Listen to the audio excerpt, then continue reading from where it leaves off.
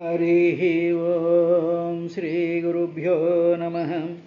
ధీరులు నిరపేక్షులు ఆత్మారాములు నైన మునులు హరిభజనము నిష్కారణము చేయుచుందురు.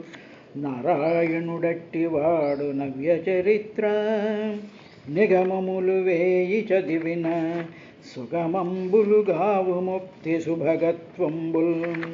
సుగమంబు భగవతమను నిగమంబు పఠింప ముక్తి నివసనము బుధ. లలిత స్కంధము కృష్ణమూలము సుకాలాపాభిరమంబు మంజులతా శోభితమున్ సువర్ణ సుమనస్య జ్ఞేయమున్.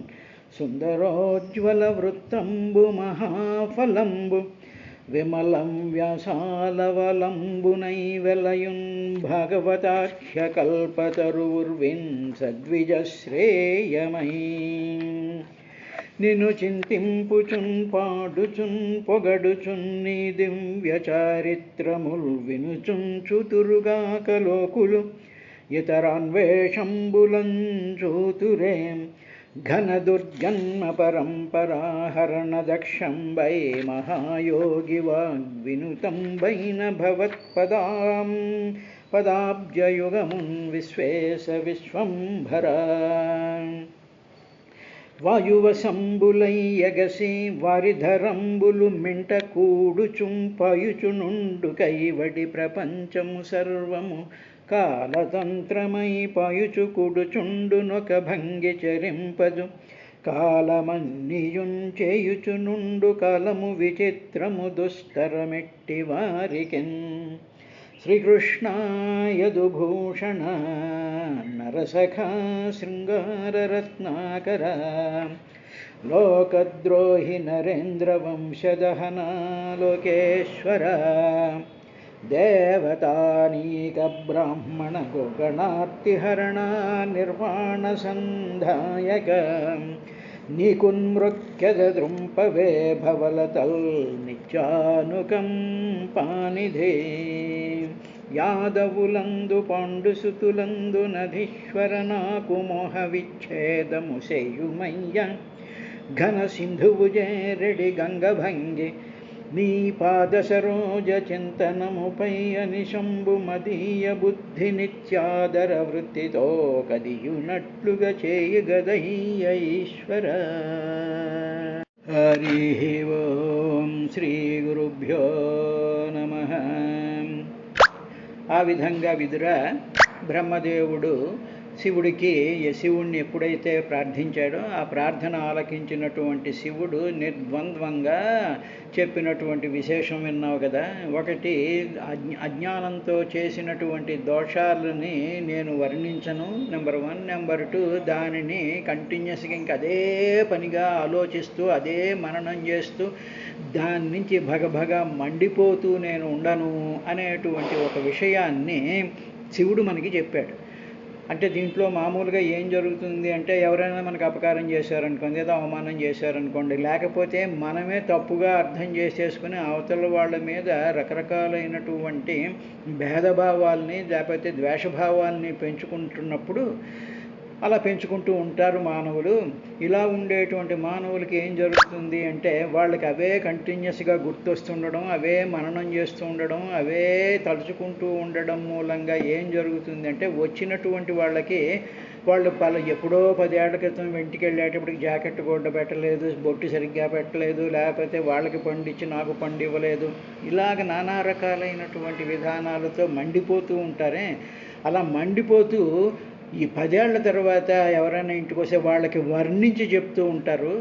కానీ శివుడిని ధ్యానం చేసేటువంటి వాళ్ళు, భగవంతుడిని ధ్యానం చేసేటువంటి వాళ్ళు, భాగవత సంబంధమైనటువంటి బుద్ధి కలిగినటువంటి వాళ్ళు ఈ వర్ణనలు చెయ్యరు. నెంబర్ 1.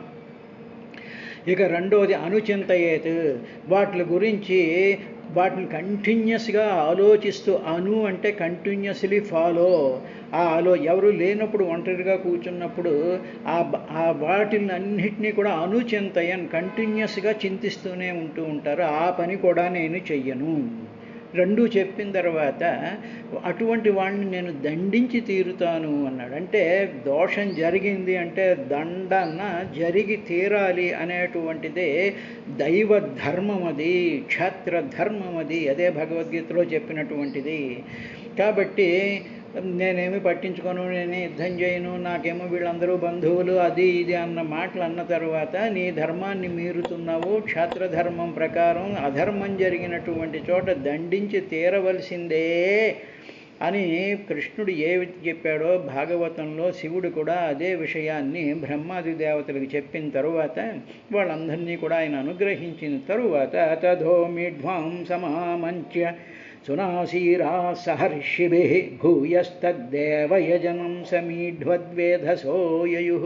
తర్వాత విదురా, మేఢ్వాంసం అంటే భక్తులు కోరినటువంటి ఆ కోరికలను వర్షించేటువంటి ఆ మహాదేవుని అందరూ కూడా ఆమంత్ర్య ప్రార్థించారయ్యా. ఎవరు? సునాసీరా దేవతలు వాళ్ళందరూ కూడా స్వామి అని ప్రార్థించిన తర్వాత మీరు దయచేయాలి, అక్కడ యజ్ఞానికి అసంపూర్తిగా ఆగిపోయింది అని వాళ్ళు ప్రార్థించేటప్పటికీ సమీఢ్వత్వేధస శివుడు అప్పుడు మిగతా వాళ్ళందరూ బ్రహ్మగారు తోడు రాగా ఋషిభిః సహ అక్కడికి వచ్చినటువంటి మహర్షులు వీళ్ళందరూ ఉన్నారుగా, వీళ్ళందరితో కూడి భూయః తత్ దేవయజనం యయుః.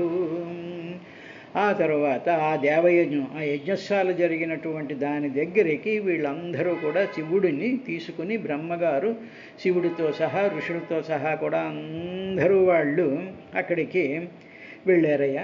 వెళ్ళిన తర్వాత ఏం చేశారు అంటే విధాయకాస్న్యేన చ తద్యథాహ భగవాన్ భవః సందధుః కశ్యకాయేన సవనీయపశోశిరః.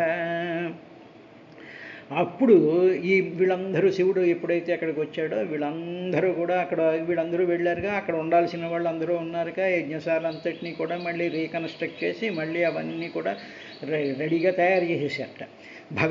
భగవంతుడైనటువంటి శివుడు దేనిని ఆహా చెప్పాడో అప్పుడు శివుడు అంత ధ్వంసమైపోయి పడిపోయి ఉన్నప్పుడు శివుడు అక్కడికి వెళ్ళిన తర్వాత అక్కడ ఉండేటువంటి ఆ దేవతలకి, అక్కడ ఉండేటువంటి బ్రాహ్మణులకి, అక్కడ ఉండేటువంటి ఋత్వికులకి, అక్కడ ఉండేటువంటి రకరకాలైనటువంటి శిల్పకారులు ఉంటారుగా, తర్వాత వాటిని కన్స్ట్రక్ట్ చేసేటువంటి వడ్రంగులు వాళ్ళు రకరకాలైనటువంటి వాళ్ళందరూ ఉండి మళ్ళీ ఆ యజ్ఞశాలను అంతటినీ కూడా రీకన్స్ట్రక్ట్ చేయడానికి ఆహా చెప్పాడు. ఆయన ఏం చెప్పాడు? తత్ ఆ యజ్ఞశాలని కాస్న్యేన పూర్తిగా విధాయ చేశాడు. మళ్ళీ again it was reconstructed to back it's glory. దాన్ని ఆ విధంగా చేసిన తర్వాత అప్పుడు సవనీయ పశోః ఆ యజ్ఞంలో సమర్పించేటువంటి పశువులు ఏమిటి ఉంటాయంటే జనరల్గా అక్కడ మేకల్ని మామూలుగా భరిస్తూ ఉండేటువంటి సంప్రదాయం యజ్ఞంలో ఉంది. కాబట్టి యజ్ఞ పశువు యొక్క సవనీయ పశోః, సవనీయం అంటే యజ్ఞం యొక్క పశువుని శిరః ఆ శిరస్సును తీసుకొచ్చి కశ్య సంధదు వెంటనే అక్కడ ఉండేటువంటి అశ్విని దేవతలు మహర్షులు వీళ్ళందరూ ఉంటారుగా, ఆ మేష శిరస్సుని వీళ్ళందరూ కూడా సమంత్రపూర్వకంగా ఈయన చెప్పినటువంటి డైరెక్షన్స్ ప్రకారము కూడా ఆ దక్షుడి యొక్క ముండానికి ఆయన అతికింపజేశాడు. ఈయన చెప్పినట్టు చేశారు వాళ్ళందరూ కూడా అని చెప్పిన తర్వాత ఏం జరిగిందో తెలుసా? ఈ దేవతలందరూ ఆపరేషన్ చేస్తున్నారనమాట. అంటే ఆపరేషన్ చేశారు అశ్విని దేవతలు మహర్షులు వీళ్ళందరూ కూడా మంత్రాలు చదువుతున్నారు. అది ఎలాగా దాన్ని ఫిక్స్ చేయాలి, హ్యూమన్ బాడీ యొక్క ముండానికి మేక శిరస్సు జంతు శిరస్సుని పెట్టడం అనేటువంటిది ఎంత మెటిక్యులస్గా చేయాలో, ఎంత ఇదిగా చేయాలో ఆ విధంగా ఈయన దగ్గరుండి ఇన్స్ట్రక్షన్స్ ఇస్తూ ఈయన ఆధ్వర్యంలో మెయిన్ సర్జన్ అనుకోండి అలాగ చేస్తూ ఆ తలను అతికించారయ్యా. అతికించినప్పుడు ఏం జరిగిందంటే సంధీయమానే శిరసి దక్షో రుద్రాభివీక్షితః సద్యసుప్త ఇవోత్థస్థౌ దదృశే జాగ్రతో మృడం. శిరసి తల సంధీయమానే అలా అతికిస్తూ ఉండేటప్పటికీ అప్పుడు అలా అతికిస్తూ ఉన్నప్పుడు పక్కన ఎదురుగా ఉండేటువంటి రుద్రుడు ఉన్నాడే ఆయన యొక్క ఇన్స్ట్రక్షన్స్లో ఆయన ఇన్స్ట్రక్షన్స్ ఇస్తున్నాడు, వీళ్ళందరూ ఆపరేట్ చేస్తున్నారు. రుద్ర అభివీక్షిత, ఆ రుద్రుడు ఆ ఆపరేషన్ జరుగుతూ ఉన్నప్పుడు అభివీక్షిత చాలా ప్రసన్నంగా ఆయన చూస్తూ ఉన్నాడు. అంటే ప్రసన్నమైనటువంటి దృక్కులతో ఆ ఆపరేషన్ని ఆయన వీక్షిస్తూ ఉన్నాడు. ఉండేటప్పటికి మొత్తానికి ఆ శిరస్సు అతకబడింది. దక్ష సద్య సుప్త ఇవ ఉతస్థౌ. ఎప్పుడైతే ఆపరేషన్ కంప్లీట్ అయిందో, ఆపరేషన్ జరుగుతున్నంతసేపు కూడా శివుడు చాలా ప్రసన్నమైనటువంటి దృక్కుతో ఏ విధమైనటువంటి ద్వేషభావము లేకుండా, ఎందుకంటే ఆల్రెడీ దండన అయిపోయిందిగా, ఆయనకి దండన అయిపోయింది, కావలసినటువంటి అదంతా కూడా శిక్ష అంతా అయిపోయిన తర్వాత they have all become again normal.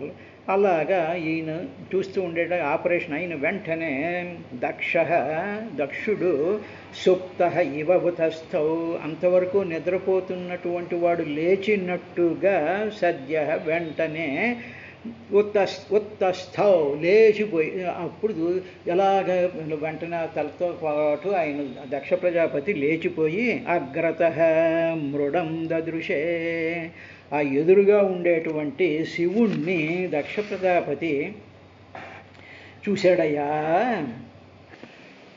అప్పుడు ఏం జరిగిందంటే తథా వృషధ్వజద్వేషకలితాత్మా ప్రజాపతి శివావలోకాద్ అభవచ్చ రధ్రధ ఇవామలః. అప్పుడు ఒక విచిత్రం జరిగిందయ్యా విదురా. ఏం జరిగింది అంటే, అంతవరకు కూడా ఆ పాత తలకాయతో ఉండేటువంటి ఆ దక్షుడు శివుణ్ణి అన్యాయంగా నింద చేస్తూ చాలా శివద్వేషంతో ఉండేటువంటి వాడు. తదా అప్పుడు వృషధ్వజ ద్వేషకలిలాత్మా, వృషధ్వజుడు వృషభమే ధ్వజం మీద కలిగినటువంటి ఆ శివుడి అందలి ద్వేషంతో ద్వేష కలిల ఆత్మ, ఆ ద్వేషంతో నిండిపోయినటువంటి ఆ బుద్ధి కలిగినటువంటి ప్రజాపతి శివ అవలోకాత్, ఆయన ఇలా లేచిన వెంటనే ఎదురుగా ఆయన చాలా ప్రసన్నంగా ఈ ఆపరేషన్ జరిగినంతసేపు ఆయన ఎదురుగా ఉన్నాడు కదా మృడేడు వృషభధ్వజుడైనటువంటి శివుడు, ఆయన్ని చూశాడయ్యా లేచి దక్ష ప్రజాపతి శివ అవలోకాత్. అప్పుడు ఎప్పుడైతే దక్ష ప్రజాపతి మేక తలకాయతో లేచి శివుడి వైపు చూశాడో అప్పుడు శివ అవలోకాత్, ఆ శివుడు ఆ దక్ష ప్రజాపతికి అమర్చబడినటువంటి మేక కన్నులలోకి ఆ యొక్క దేహంలోకి ఆయన అవలోకాత్ అలా తీక్షణంగా, తర్వాత చాలా ప్రసన్నంగా, చాలా మంచి హృదయంతో భగవంతుడు చూశాడో అప్పుడు ఏం జరిగిందో తెలుసా? అద్భుతమైనటువంటి విషయం ఒకటి జరిగిందయ్యా. ఆ శరీరంలో ఉండేటువంటి హృదయం ఉందే, ఆ దక్ష ప్రజాపతి హృదయం మాత్రం దక్ష ప్రజాపతిదే ఉంది, తలకాయ మాత్రం మేక తలకాయ వచ్చింది. ఇప్పుడు ఎప్పుడైతే శివుడు ఆ విధంగా ఆయన కళ్ళల్లోకి చూశాడో అప్పుడు శరత్ హరధ అమలః అభవత్. శరత్కాలంలో చెరువుల్లో బురదంతా ఎండిపోయి నిర్మలంగా అయిపోయి ఏ విధమైనటువంటి అలజడిని లేకుండా చంద్రుడి యొక్క వెన్నెల ఆ చెరువు మీద పడుతూ ఉన్నప్పుడు ఎంత నిర్మలంగా ఆ చెరువు ఉంటుందో అలాగా శరత్ అధః అభవత్. ఆ దక్షుడి యొక్క హృదయం అలా అయిపోయింది. ఎక్కడ ఏ మలినము లేదు, ద్వేషం కానీ కక్ష కానీ నింద కానీ ఇంకవన్నీ ఏమీ లేనటువంటి ఒక చెరువులాగా అది అయిపోయిందయ్యా. ఎందుకు అయిందంటే శివ అవలోకాత్, శివుని యొక్క చూపు వలన అనేటువంటి ఒక రహస్యాన్ని ఇక్కడ భాగవతం చెప్తోంది. ఇదేదో దక్షుడికి శివుడికి ఆయన చూపు ఈయన హృదయం అనేటువంటిది కాకుండా ఇప్పుడు మనందరము కూడా దక్షులమే. మనకందరికీ మేక తలకాయలే ఉన్నాయి. మేకలు ఏం చేస్తుంటాయంటే ఎవడేం చెప్తే అది వెనకాల గొర్రెల మందిలాగా వెనక్కి వెళ్ళిపోతూ ఉండేటువంటి లక్షణం ఉంది కదా. అంటే ఏమిటి? బ్రెయిన్ ఈజ్ మేక బ్రెయిన్ ఉంటాయి మనకన్నమాట. ఎవడేం చెప్తే అది చేసేస్తుండ. మీరు ఇలా వచ్చేయండి, అవి చేయండి, ఇవి చేయండి అంటే ఇంకా అవి చెయ్యొచ్చా చేయకూడదా, ఇది మంచిదా ఇది చెడ్డదా అనేటువంటి విచక్షణ ఏం లేకుండా ఒక పెద్ద గొర్రె చెప్పిందంటే మిగతా మేకలన్నీ ఆ పనులు చేసేస్తూ ఉండేటువంటిది. అదేవిధంగా ఎవడో నాయకుడు వస్తాడు మాకు ఓట్లు వేయండి అంటే గొర్రెల్లాగా క్యూలు కట్టేసేసి వెళ్ళిపోతూ ఉంటాం. అదే అక్కడ ఏదో చీరల షాపులో ఏవో ఉన్నాయి అంటే రష్గా ఉందంటే క్యూలో వెళ్ళిపోతూ ఉంటాం. ఒకటి కాదు కదా, గొర్రెల మందలాగి వెళ్ళిపోయేటువంటి అటువంటి తలకాయని పెట్టాడు. సరే, దీంట్లో రహస్యం ఏమిటి అంటే మేష తలకాయ అంటే మేషరాశితోనే మొత్తం సంవత్సర కాలము, తర్వాత మేషరాశి నుంచి, మేషరాశి ప్రథమ రాశి కాబట్టి అందులో ఉండేటువంటి నక్షత్రాలతో సహా కూడుకున్నటువంటి జ్యోతిష్ మండలం యొక్క ప్రధానమైనటువంటి ఆ స్థితిని మేష తలకాయి అంటారు. అదంతా జ్యోతిష్ శాస్త్రానికి సంబంధించినటువంటి ఇన్ఫ్లుయెన్స్ చేత జీవులందరూ పుడతారు కాబట్టి ఆయనకి మేష తలకాయని పెట్టారు అనేటువంటిది అంతరార్థం అనుకోండి. తర్వాత ఇప్పుడు మనం ఏం చేస్తామంటే మనం మేక తలకాయలు అన్నాగా, వెళ్ళేటప్పటికి ఏ గుడికో వెళ్తాం. వెళ్ళిన తర్వాత మన మేషంతో ఏమిటంటే మనకన్నీ మన హృదయం అంతా కూడా నిష్కల్మషంగా ఉండదు. ఏవో చింతలు, ఏవో కోరికలు, ఏవో అలజడులు, ఏవో మోహాలు వీటితో ఉంటుంది. తర్వాత మన మేక తలకాయ కాబట్టి ఎవరో గుడికి రమ్మన్నారు, ఎవరో ఈ పూజ చేయమన్నారు, ఎవరో ఇది చేయమన్నారు అనేటువంటి అది ఫాలో అయిపోతూ వెళ్ళిపోతున్నప్పుడు అక్కడ మనం అప్పుడు భగవంతుణ్ణి మనం ప్రార్థించాల్సినటువంటిది ఏమిటంటే, స్వామి నా ఈ కోరికలు ఉన్నాయి, ఇవన్నీ తీసుకో, ఇవన్నీ నీకు ఇస్తాను, నువ్వు నాకు ఇది చెయ్యి అని కాదు. స్వామి నువ్వు నా వైపు చూడు, నువ్వు నా వైపు చూడు, శివ అవలోకాత్, నీవు ప్రసన్నమైనటువంటి కళ్ళతో నా హృదయంలోకి కానీ చూసినట్లయితే అప్పుడు శరత్ హ్రద అభవత్, అప్పుడు నా మనసులో ఉండేటువంటి అలజళ్ళు, ద్వేషాలు, మలినాలు, కల్మషాలు, కోరికలు, ఏడుపులు, రాగాలు ఇవన్నీ కూడా అడుగంటిపోయి ఆ బురదంతా కూడా కిందకెళ్ళిపోయి అమలమైనటువంటి నిర్మలమైనటువంటి చలనం లేనటువంటి హృదయం కలుగుతుంది స్వామి. కాబట్టి నీ చూపు కావాలి తప్ప పూజారి చూపు అక్కడ ఉండేటువంటి వాళ్ళ యొక్క చూపులో కాదు మనకు కావలసినవి అని భాగవతం. ఇది సాధనలో ఉండేటువంటి రహస్యం. కాబట్టి నువ్వు ప్రార్థించవలసినటువంటిది స్వామి నీవు నన్ను చూడు అన్నారు. ఆ తర్వాత నువ్వు శుక్లామర్దనం పాడుకుంటావు, తప్పులు తడకలతో పారాయణ చేసుకుంటావు, చేసుకోదంతా మనకు అనవసరం. తర్వాత ఇప్పుడు ఆపరేషన్ జరుగుతూ ఉండేటువంటి సందర్భంలో ఇందాక చెప్పినటువంటి శ్లోకంలో ఏం జరిగింది అంటే రుద్ర అభివీక్షిత, అక్కడ ఆపరేషన్ జరుగుతూ ఉండేటప్పుడు తలకాయని మారుస్తూ ఉండేటువంటి సందర్భంలో రుద్ర అభివీక్షిత, ఆ పరమాత్మలా చూస్తూనే ఉన్నాడు. కాబట్టి స్వామి మనకేదైనా సరే ఏదైనా రోగం వచ్చిందనుకోండి, ఏ మందు వేసుకుంటున్నప్పుడు, ఏదో ఆపరేషన్ జరుగుతున్నప్పుడు, ఏదో కట్టు కట్టించుకుంటున్నప్పుడు, ఏదైనా సరే ఇవన్నీ జరుగుతూ ఉండేటువంటి సందర్భంలో మన దృష్టి అంతటినీ కూడా మనకు జరుగుతూ ఉండేటువంటి ఆపరేషన్స్ సందర్భంలో స్వామి నువ్వు చూడు, నువ్వు చూసినట్లయితే ఆపరేషన్ సక్సెస్ అవుతుంది అనేటువంటి విధంగా అది కూడా సాధన చెయ్యాలి. ఆయనని ప్రార్థించినట్లయితే ఆయన సాక్షాత్తు యజ్ఞశాలకు వస్తాడు, ఆయన సాక్షాత్తు హాస్పిటల్కి వస్తాడు, ఆయన సాక్షాత్తు మన ఇంట్లోకి వస్తాడు. కాబట్టి అటువంటి స్థితి జరుగుతుంది అని భాగవతం చెప్పక ఈ కథ రూపంలో చెప్తోంది. ఈ కథ ఏదో వాళ్ళకి సంబంధించింది, మనకేం సంబంధం కాదని మాత్రం అనుకుంటే పప్పులో కాలేసిన వాళ్ళమే అవుతాం. ఆ తర్వాత ఏమిటి జరిగింది అంటే అప్పుడు దక్షుడికి ఎప్పుడైతే హృదయం మలినం లేకుండా నిర్మలమైపోయిందో అప్పుడు పాపం భవస్తవాయ కృత ధీర్నాశోక్నదనురాగత ఔత్కంఠ్యాద్ బాష్పకలయా సంపరేతాం సుతాం స్మరన్. అప్పుడు ఎప్పుడైతే మలినం లేని హృదయం అవుతుందో, ఎప్పుడైతే మనసంతా ప్రశాంతమైపోతుందో అప్పుడు ఏం జరుగుతుంది అంటే ఈ విధంగా జరుగుతుందయ్యా అన్నాడు. ఇది అద్భుతమైనటువంటి అది ఒక సీక్వెన్స్ ఇలా జరుగుతూ ఉంటుందిట. భవస్తవాయ, ఆ ఎదురుగా ఉండేటువంటి శివుణ్ణి భవస్తవాయ స్తుతించడం కోసమని చెప్పి కృతధీహి మనస్సులో సంకల్పం చేసుకున్నాడు. లేచినటువంటి వాడు ఆపరేషన్ అయిపోయింది, ఇలా లేవగానే శివుడు ఎదురుగా కనిపిస్తున్నాడు. దండం పెట్టి స్తవం చేద్దాం, స్తుతి చేద్దాము అని అనుకున్నాడు. కృతధీహి, ధీహి అంటే బుద్ధిలో సంకల్పం చేసుకున్నాడయ్యా. చేసుకుంటే సంపరేతాం సుతాం స్మరణ, మరణించినటువంటి తన కూతురుని వెంటనే ఆవిడ స్మరణకు వచ్చేసింది. అయ్యో అని. అంటే ఈయన స్తుతి చేద్దాము అనుకునేటప్పటికీ సంపరేతాం సుతాం స్మరన్, వెంటనే తన కళ్ళ ముందు దగ్ధమైపోయినటువంటి కూతురు యొక్క దృశ్యం ఎప్పుడైతే స్మరణలోకి వచ్చిందో, ఆయన యొక్క జ్ఞాపకంలోకి వచ్చేసిందో, అప్పుడు అనురాగత ఉత్కంఠ్యాత్ బాష్పకలయా న అశక్నోత్ భవస్తవాయ.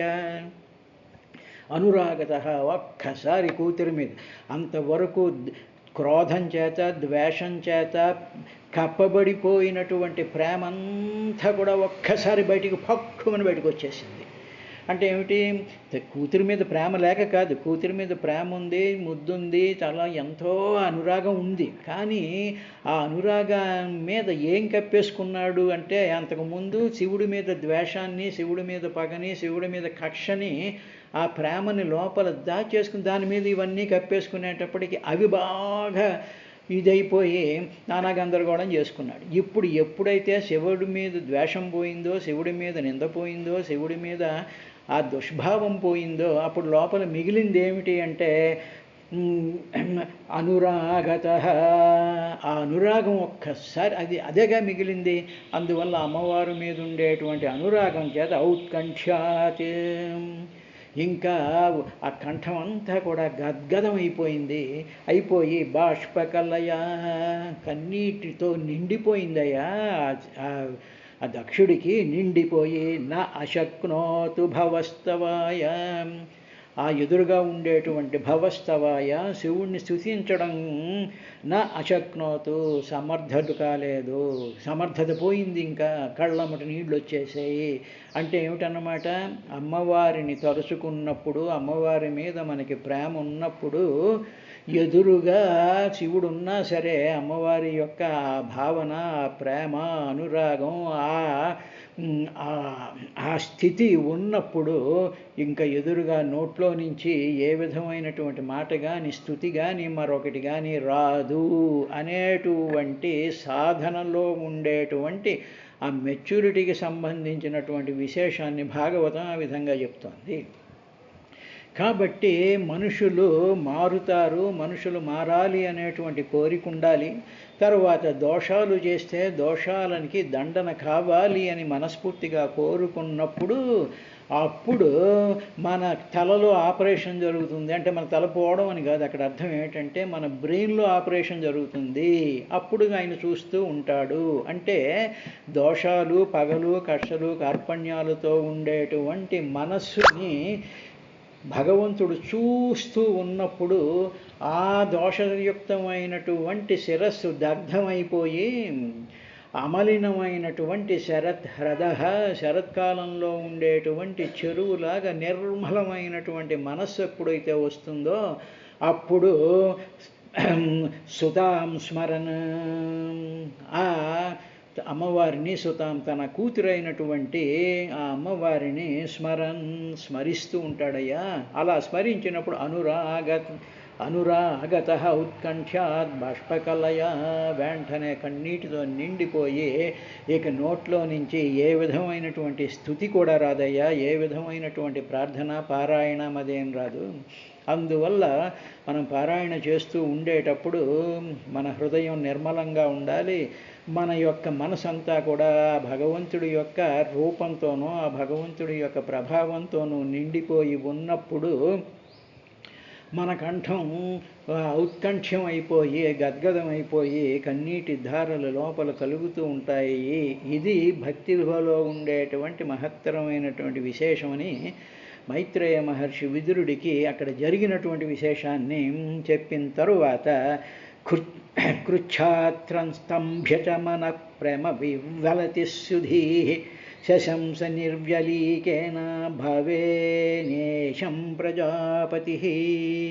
అప్పుడు సుధీ, చాలా విద్వాంసుడైనటువంటి వాడు, దక్ష ప్రజాపతి సాక్షాత్తుగా మహానుభావుడైనటువంటి వాడు. ప్రజాపతి సమస్త శాస్త్రాలు, వేదాలు అన్నీ తెలిసినటువంటి విద్వాంస సంభూతుడు కాబట్టి, విద్యా సంభూతుడు కాబట్టి సుధీహి అంటే మంచి బుద్ధి కలిగినటువంటి వాడు. అంటే ఇక్కడ మంచితనం అంటే ఏమిటంటే సమస్తమైనటువంటి విద్యల్ని కూడా ఆరితేరినటువంటి అంతటి విద్వాంసుడు.